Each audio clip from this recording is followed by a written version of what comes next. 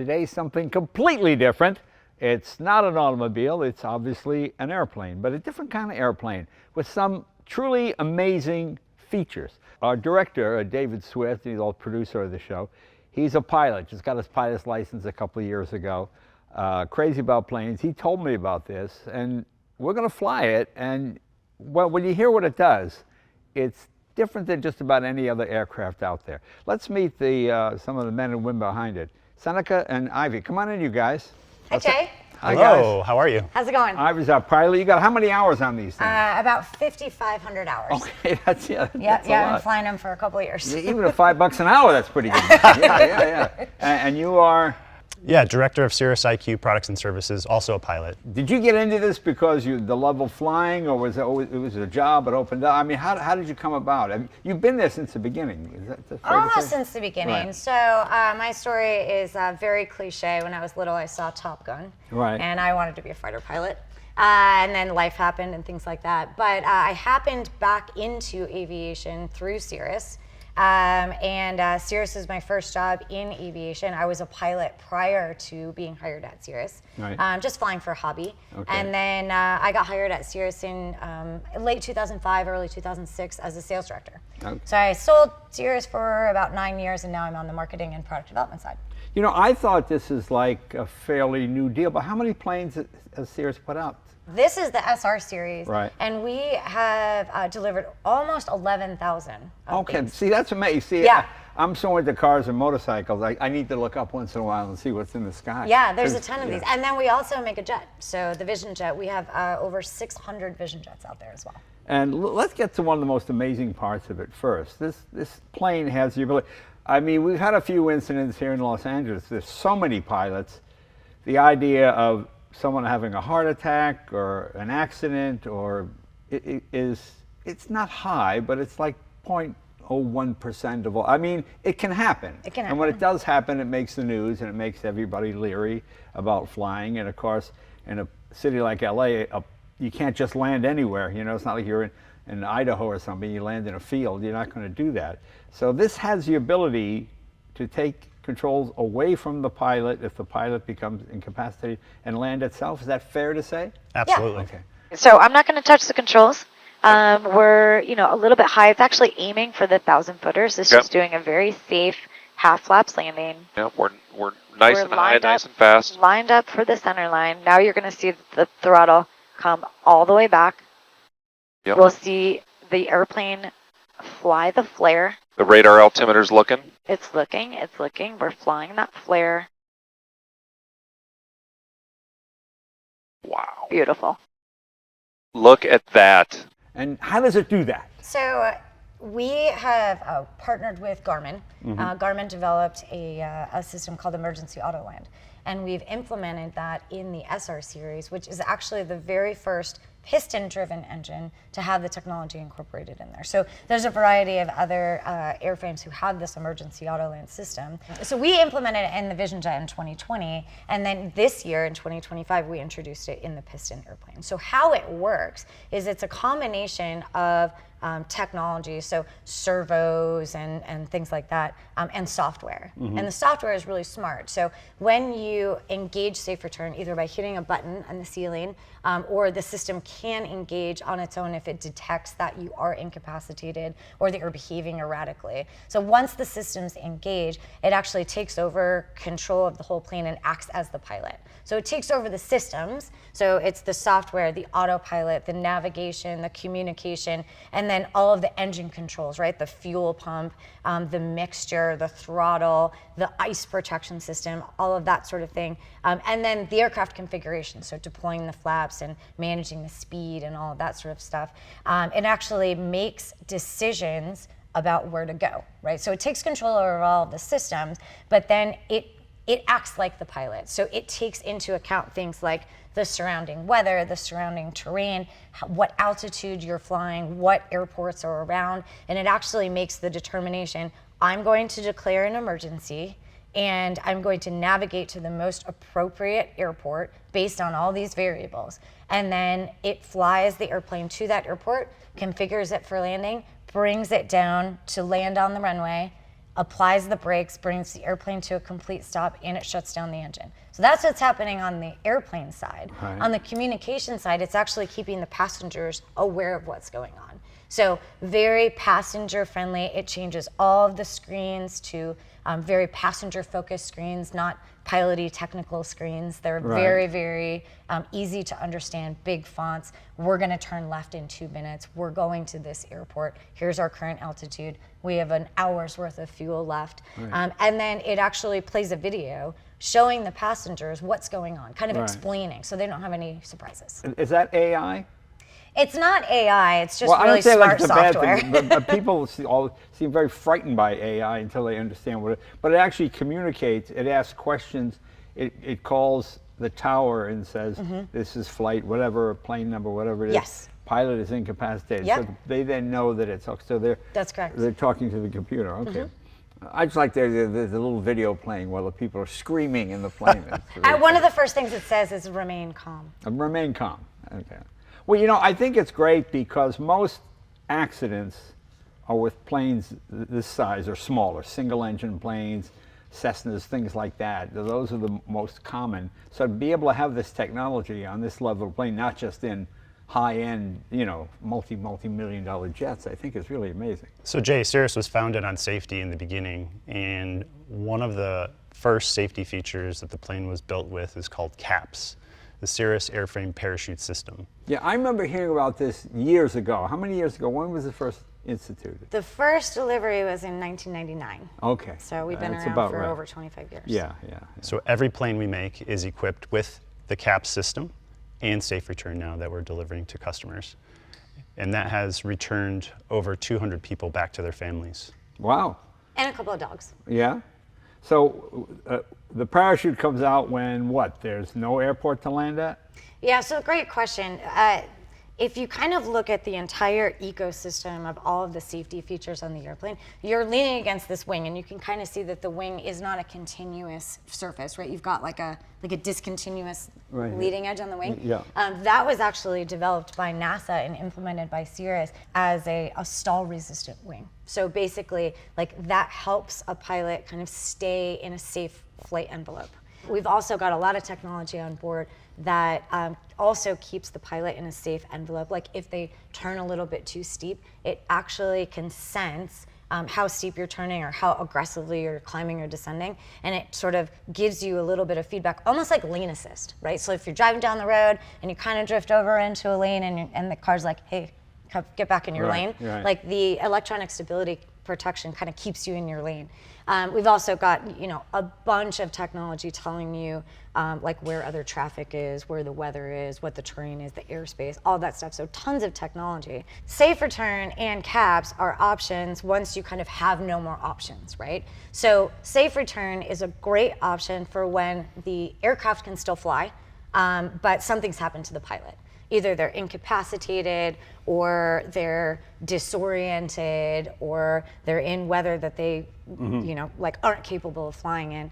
CAPS is something that is there if something happens to the plane. So if you've had a mid-air collision or something happens to your engine and you're over inhospitable terrain, you can reach up and pull a handle. So when the parachute is deployed, does that automatically cut the engine power? It doesn't. Oh, it doesn't? Nope. Okay. It's in the checklist. Yeah. So the checklist actually brings you through the procedure of shutting down the engine once you've pulled the parachute. And the pilot or the passenger have access to this button, right? There's one back there for the passenger as well. Okay. You have just one button, but you can reach it from anywhere in the plane. Oh, I see. We strategically placed the button in the center of the roof so that anybody in the aircraft can access it.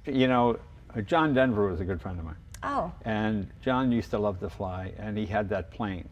And he died because he had not remembered to turn the fuel, and the fuel was back here somewhere, and he's fiddling with this, and that's how he died. I mean, just something as simple as putting the control, putting the switch in an actual more viable place. That's what I think is amazing about this. And this technology, I was surprised at how much this plane costs. It's about, without the technology, it's about $600,000 or something. And then with all the safety, parachute, about 1.3 million. Now, I know that's a lot, but it's not a lot for an airplane. Right, And exactly. that's pretty amazing. Every single airplane that comes out of our manufacturing facility in Duluth, Minnesota, comes equipped standard with a parachute. So that's not an option. Every airplane has that. Every airplane now also has safe return. For the SR series, we have basically 3 models: the SR20, the 22, and the 22T. And the 20 actually starts at 700,000. So you're even south of $1 million. Right. This plane is about 1.2, 1.3 if you kind of equip it with everything you could possibly equip it. You can actually even design your own paint scheme. Now that's with the 6-cylinder air-cooled motor, right? That's right. Okay. Who builds the motor? So this is built by Continental Motors down in Continental, Mobile. sure. Okay, they've been around for 100 years. They have, Yeah. yep, and we have been partners with them for a very long time. They were actually in our very first airplanes in '99. So the 22 and the 22T have Continental Motors, and then the 20 has a Lycoming. Okay, and it's air-cooled, water-cooled? Air-cooled. Oh, air-cooled, okay. Well, of course, at that height, yeah, I guess. How about icing up? Do you have de-icers on it as well? You probably are kind of thinking of a carbureted engine, right, with like carb heat and icing. Well, Is that what you're anything that has asking a about? Venturi, you get that Bernoulli effect of, fuel running through something. It gets colder and colder. It gets iced up. It's not a carburetor. It's obviously fuel Right, injected, exactly. It's right. fuel injected, so you don't have to worry about So you it. don't really have that problem with. I guess it's not a problem with fuel injection. I didn't know that. I thought ice. Okay. Yeah. Very good. How big a motor is it? It's a 550 cubic inch Oh, that's a big motor. Yeah. Okay. Air-cooled 6-cylinder. flat 6, yep. And it comes with a turbocharger as well, a dual turbocharger? So it's twin turbocharged on our top end model, Okay, so. and that's- 315 horsepower. Okay, top end propeller, so top speed's what, maybe 250, 245? It's about 213 knots, which is sneak it up on 250 miles an hour. Okay, wow, that's impressive. Yeah, it goes up to 25,000 feet. Oh, okay, and it's got air conditioning and, okay. That's, Yeah, a lot of creature comforts. So you can Bluetooth your phone, so you can listen to music. It also has XM music. There's USB ports to charge all your Yeah, stuff. I don't want my pilot listening to music. It's Noted for our flight, no music. yeah, you stop playing Def Leppard, and then the next thing you know. Okay, and it's a good, now what are we talking, carbon fiber, fiberglass, aluminum, what's the It's a pre-preg composite, and there's some carbon fiber pieces, but it's mostly a pre-preg resin composite. Okay, like a fiberglass, like a Corvette, Maybe. something like that? I know more about planes than cars, Well, so. okay, that's okay. Yeah. I heard about the technology when it happened, and I didn't hear much about it. It seemed like this is something that should be on every plane. Almost seems like it should be mandatory. I We agree. agree. Do you guys sort of have the patent for this? No, not at all. Oh, Like, okay. we actually think it would be very cool if all planes had this. Yeah, I think pilots are a lot like race car drivers. I don't want traction control. I want to get the visceral feeling of what it is like, and I suppose you get that a certain amount with pilots too. But it seems like a worthwhile addition, especially if you have a family and you know. Yeah, and that's, the thing, I'll tell you a little story. So we were founded by 2 brothers, and they were aviation enthusiasts from a very young age, and they built planes when they were young and things like that. And then they built some kit planes, and they decided to start a kit plane company. So they built this kit plane, and they sold it, and it was a limited success. And then, they got married and had families and things like that, and they had a variety of airplanes in their hangar. But they drove everywhere because their families didn't want to go with them. Right. And they said, you know what, we wish we had a plane that our families wanted to go in. And one of the brothers got involved in a mid-air collision. Oh. And he and his instructor survived that plane crash. And So how do you survive a collision on the ground? It's bad. A mid-air collision. How does one survive that? basically, they were just able to maneuver the plane to the Oh, ground. okay, so it they wasn't were obviously- they were really close to the airport, Right. So they were able to kind of Wow, okay. limp it to the ground. Right. But the idea came about from that for the parachute. So they said, wouldn't it be cool if we designed a plane around the idea of having a parachute so that if something like this happened, you could just pull the parachute and everyone would be safe. And then they thought about the fact that their families didn't really want to go with them, and they said, while we're at it, let's build a plane that's not only great for a pilot, but great for the passengers. Right. So let's make a plane with really big windows and comfortable seats and screens that tells everyone really clearly your destination and how far it's going to be until we get, how long it's going to be until we get there, how much fuel we're going to have when we get there. Let's make every plane have a parachute, and let's make the passengers excited about being in the plane as well as the pilot. Now, where does this chute anchor from? I mean, where does it? I'm trying to figure out, because you want it to come down, Yeah. as it sits, sort of. You don't want it coming this way and That's right. holding Right. the tail So up. the parachute is Yeah. located behind the rear cabin seats. Right. And you can't see or tell, but there are straps that are sunk into the fuselage right underneath the door here. Okay. And there's 2 anchors in the back and 2 more anchors right here. Okay. So it comes down just like. Yeah, if Slightly you can nose think down. of the plane is like this, and then the parachute is like this. So if this is the nose of the plane, the parachute is like this. And what velocity does it hit the ground? Because even when I see guys in parachutes, they kind of hit kind of hard. Yeah. Can the parachute be reused? Is it repacked, or you have a brand new unit and you put it in? You'd have a brand new unit, but when you pull the parachute, there's no structural damage that happens to the Okay. airplane. It can be rebuilt. About half of the deployments have actually been rebuilt and they're back up flying, but a lot of it really depends on where you end up, right? If you end up in a field, usually very easy to rebuild. If you end up on a side of the mountain and have to salvage the plane and pull it out with a helicopter, Yeah, that they're gets going a to maybe little- cut it in half, and you're probably not going to. Yeah, it's going to be more of a problem. Yeah. All right, very good. Well, boy, it's certainly exciting. It seems like such amazing technology. A really cool feature that we haven't talked about yet is the plane is connected.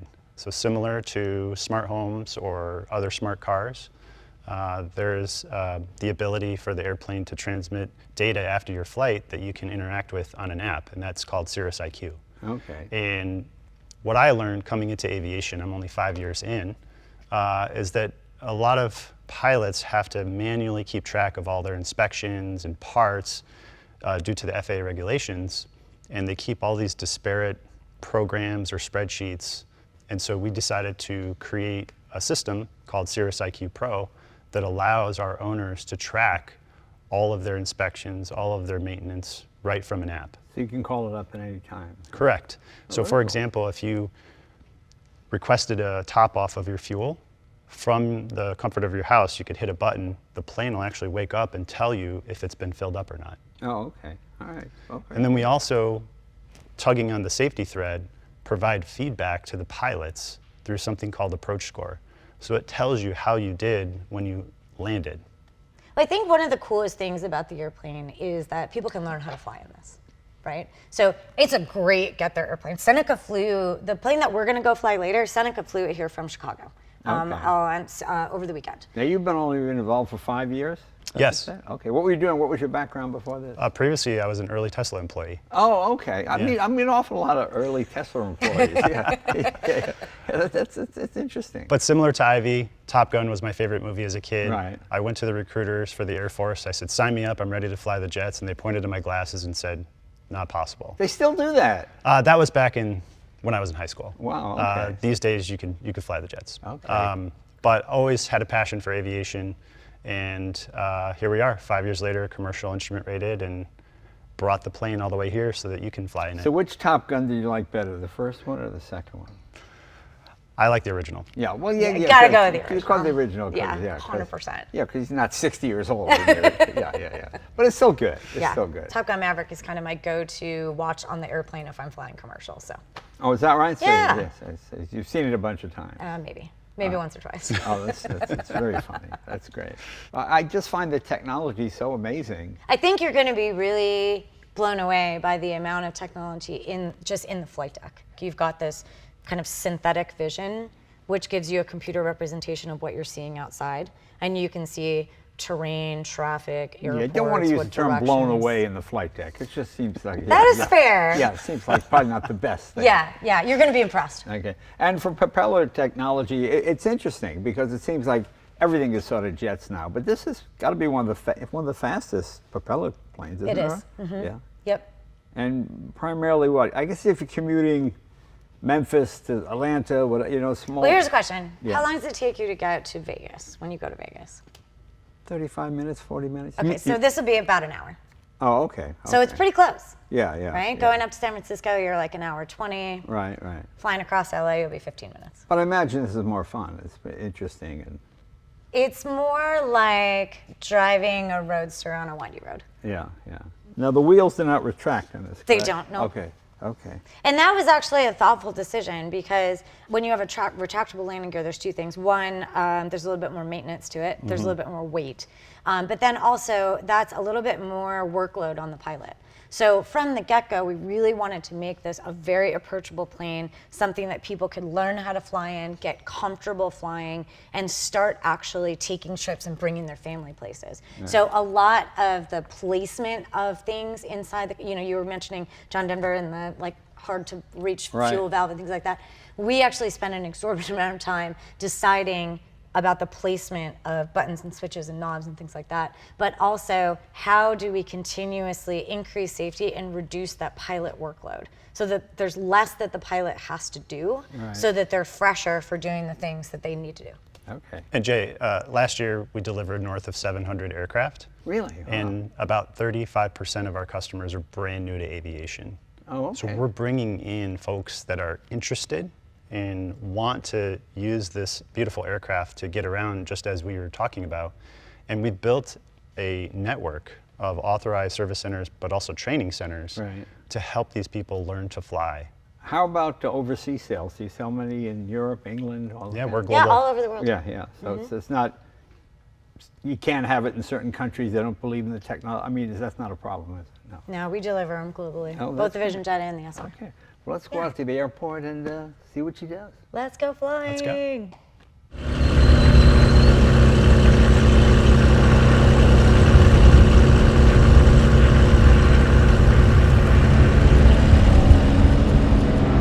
Alright, so we did our run up, we checked the alternator, checked the batteries.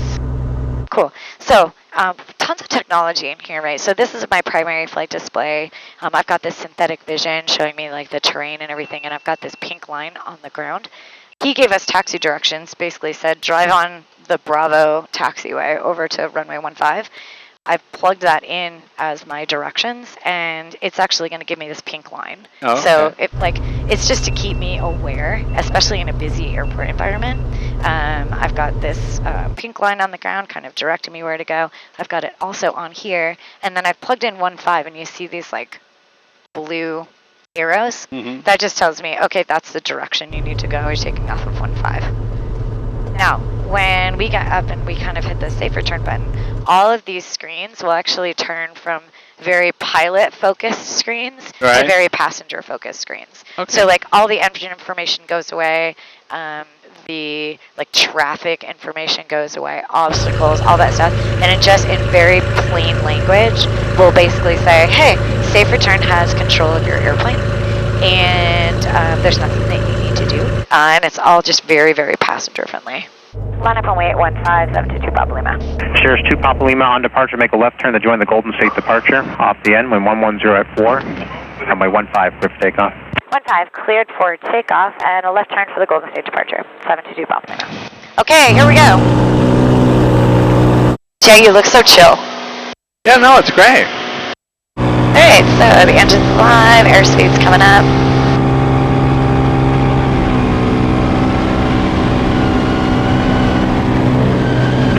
Yeah, your visibility is excellent at this point.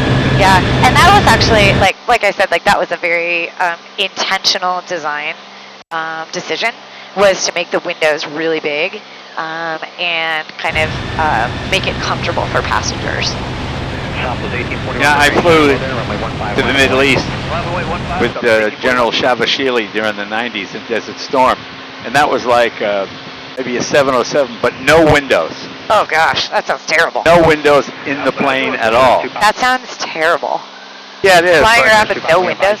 Well, the cool part was you could talk to submarines. Oh. You know, the screens came up and guys would be in different subs around the world. Cirrus 2 Papa Lima advising your left turn to join the Golden State departure, you're off course. 722 Papa Lima is in the left turn now. And it was a 24-hour flight. How long? 24 hours because we had to do mid-flight review. We weren't allowed to fly over Turkey because they were mad at us for some reason.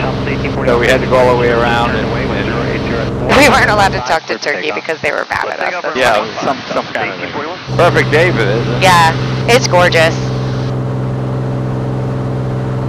I just love kind of flying around low level. Is there a tachometer on this motor? Yes, so you've got... Oh, I see. Yeah. Okay. Well, like a car, it's around 2,400 and 60, it's mid-range. Yeah, and this is actually, I mean, like that's... So full bore is about 2,700 RPM. Right. And then in cruise, you're 2,500 RPM. Right. But if we pull up we've got a bunch of like aircraft system information. So there's all your engine information. So each individual cylinder head, temperature, exhaust gas temperature, and then you've got all of your sort of like manifold temperature, manifold pressure, fuel flow, how much fuel you've got, and then you've got basically a synoptic page about or a synoptic page showing. Number 2 Papa Lima, turn left heading 230 back for traffic. Left turn 230, 722 Papa Lima. This gives you a depiction of the fuel system. So like right now, we're pulling off the right-hand side, and it's got automatic fuel switching. So every 5 gallons of fuel flow, it will switch from one side to the other, and you'll see like we're pulling off the right side to keep it balanced. But if I open this door, I switch to manual mode. You see it switches from green to blue, and then I can manually just switch it from right to left, and it switches on the synoptic page. So you just got a ton of information about what's happening with the systems. Correct. 70% power. Yeah, so as we go up, obviously, because this one's normally aspirated, we'll kind of reduce the power. But we're going to basically fly at about 2,500 RPM or so. We should be able to get about 75% power. Let's bump that up a little bit. You know, in terms of temperatures, I'm generally looking for CHTs. I like to keep them below 400. But, you know, you can fly them up to 420. You'll get a caution at 420. You know, in terms of outside temperatures, it's got a pretty wide range of where you can fly them. So basically, very similar to kind of what you saw when you hopped in the jet. I've got these 2 really big 14-inch screens. This is basically showing me all of my primary flight functions. So my airspeed, my altitude, the synthetic vision of the terrain, traffic, that sort of thing. And then this is my multifunctional display. So I've got a map, but I can show weather. There's like no weather going on here today because it's gorgeous today. But basically each one of these little flags tells me the weather at different airports. So I've got weather information, I've got terrain information. So this kind of tells me there's some mountains to my north, which I know. And then, you know, like I said, I've got all those synoptic pages. So I've got my engine synoptic page. I also have my electrical system, so I can look through my electrical system. My ice protection system, so we're kind of talking about flying into icing conditions and things like that. So that leading edge there is all titanium, and it has these tiny little holes drilled in there. It's a glycol-based liquid. That gets forced out of the holes and just coats the whole plane in this glycol fluid. It's 24-volt system? Yeah, so there's your electrical system there. Right, I see, Yep. And then I've got a infrared camera. So that's just sitting underneath the wing. Shows me, you know, the terrain. So I'm going to give approach a call. I'm going to dial in my tower here. I'll kind of just give you a little bit of a briefing about what's about to happen. So we will kind of position ourselves over here for a safe return deployment. And I'm just going to ask you to reach up and hit the red button. It's just right behind you. Hit the red, say when. Not yet. I will let you know. And then basically what you're going to see is all of these screens. We'll get about a 10-second kind of grace period where it lets you know, hey, the emergency Autoland system is activating. And then once that 10-second period goes through, all the different screens will turn into safe return screens. And then the plane will have control. You'll see the mixture moving, the throttle moving. The plane actually has control over all of the systems except for the communication. And I will maintain control over the communication. Looking for Cirrus 722 Papa Lima, 4,500. I'd like to set up for a straight in for 26 at Camarillo. 722 Papa Lima, Mobile approach, resume on navigation, uniform at Camarillo.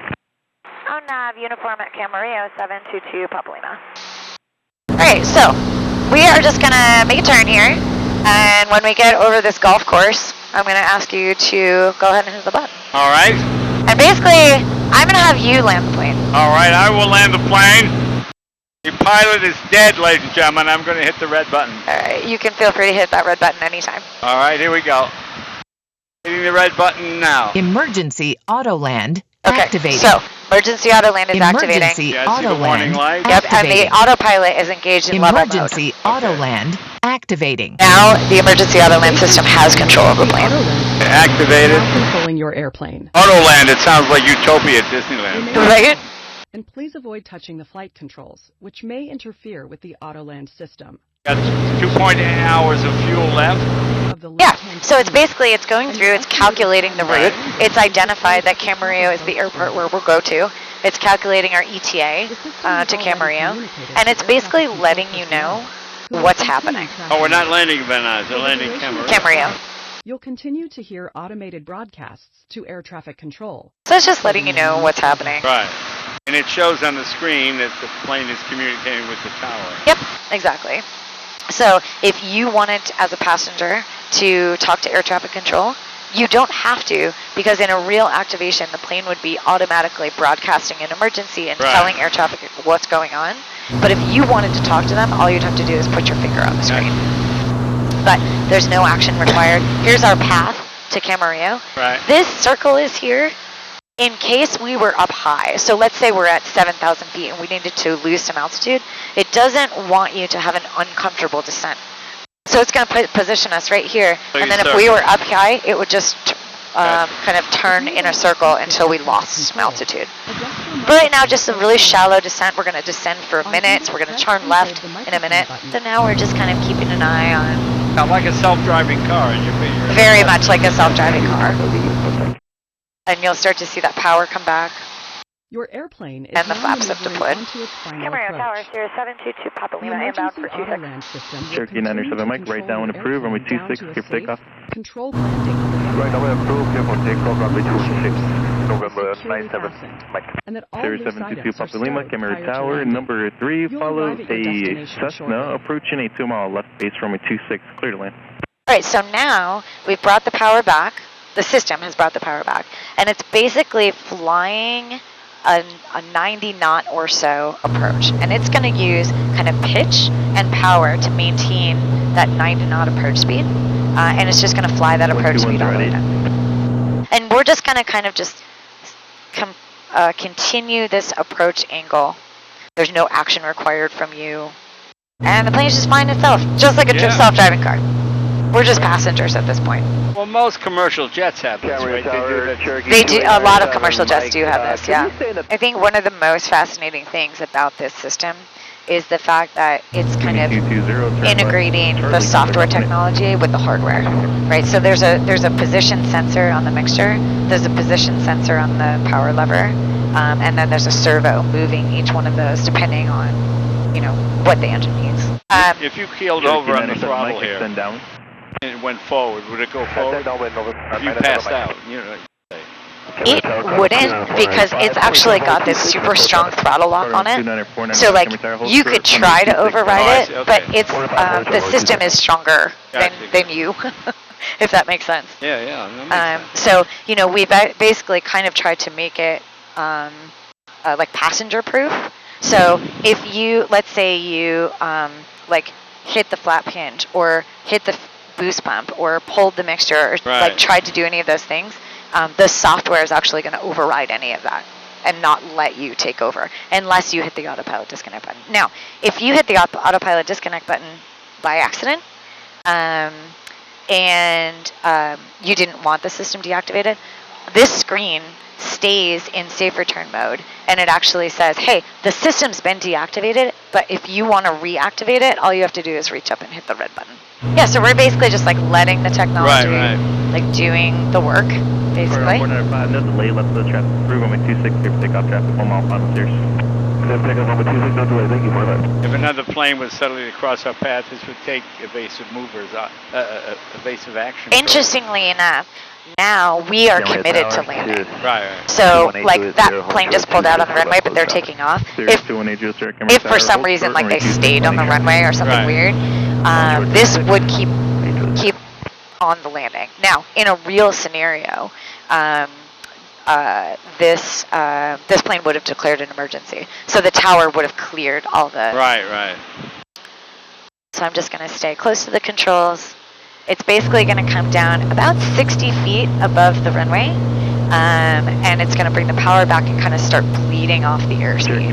Mike, turn base for me 26, clear for the opposite traffic, go to park, right, Rob. That's base for runway 26, clear for the opposite, Cherokee 97. So we're just kind of like driving towards the runway. We're going to start bleeding off the airspeed. Just kind of flying that flare, bleeding off the airspeed. Cessna 818, number 2, follow Cherokee, wing up, 3 mile left base, runway 26, clear for the option. 818, number 2. So, now, plane has landed itself. I haven't touched anything. Right. It's now going to engage the brakes. Lifting up the flaps, engaging the brakes. We're going to come to a complete stop on the runway. And we're going to see that mixture come all the way back.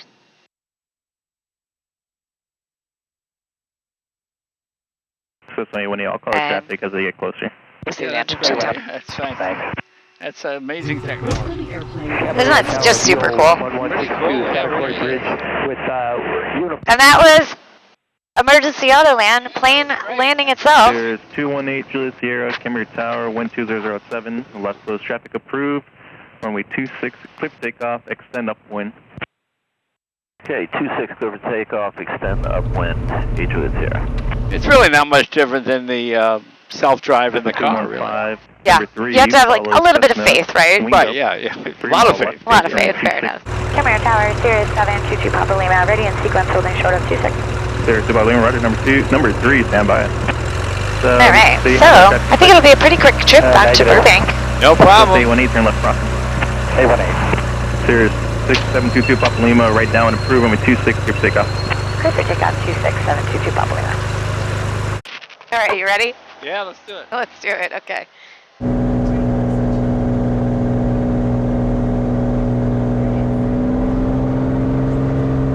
All right, airspeed's live, engine looks good.